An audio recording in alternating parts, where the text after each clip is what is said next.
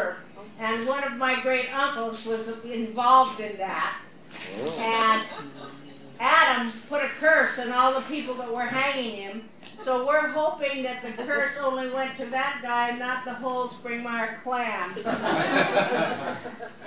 When H.H. came, he started with a pile of sagebrush, and that was it. And when he died, he owned over 10,000 acres in the valley. And they had one other child, beside the one that was involved in the hanging, a little girl. And Wilhelmina and H.H. had gone one day to the neighbors and left their oldest daughter in charge. And the boys had been out hunting and left their gun on the creamery counter. And their little sister, 5 years old, as she was running out the door to play, one of the boys picked up the gun, was twirling it around, and it went off and blew off the bottom half of her face. Oh. She lasted for an entire day with H.H. holding her hand.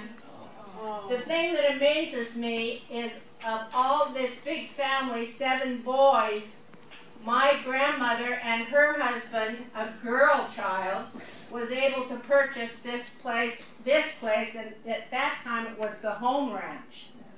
And so, to me, that was pretty amazing.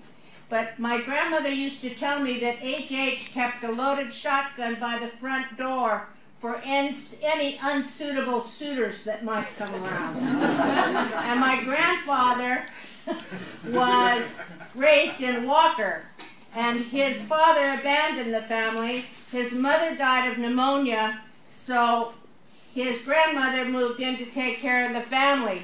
But at the age of 9, he was having to help support the family. And they used to hire him to sit out on the desert with a dead body until the marshal could arrive.